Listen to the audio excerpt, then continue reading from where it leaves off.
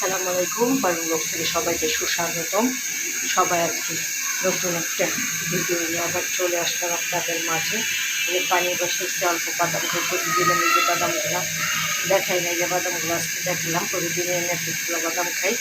তো ভাজতেছি এই যে ভাত, ডাল ভর্তা,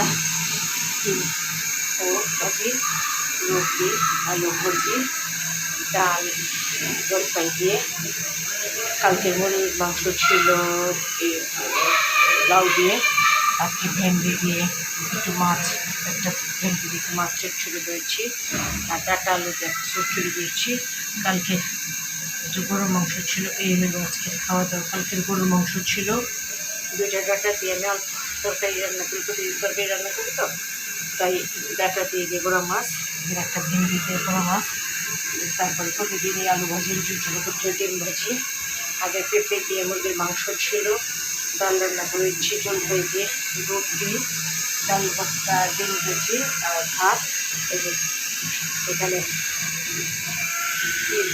বাদাম ভাজতেছি, কয়েকটা বাদামই খাই, বেশি বাদাম খাওয়া যায় না আমার জন্য, তাই বাদামগুলোই ভাজতেছি আর পানি বসাতে। এই হলো আজকের খাওয়া দাওয়া। সবাই ভালো থাকুন, সুস্থ থাকুন, নিরাপদে থাকুন। প্রাইভেট বক্সের পাশেই থাকুন।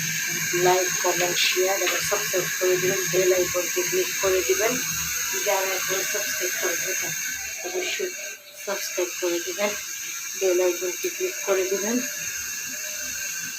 আমার জন্য দোয়া করবেন।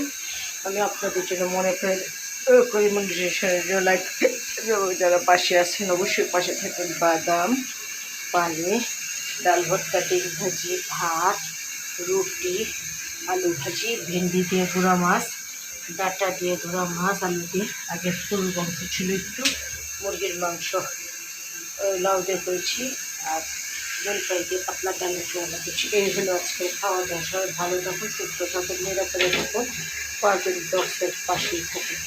লাইক, কমেন্ট, শেয়ার এবং সাবস্ক্রাইব করে দেবেন, বেল আইকনটি ক্লিক করে দেবেন।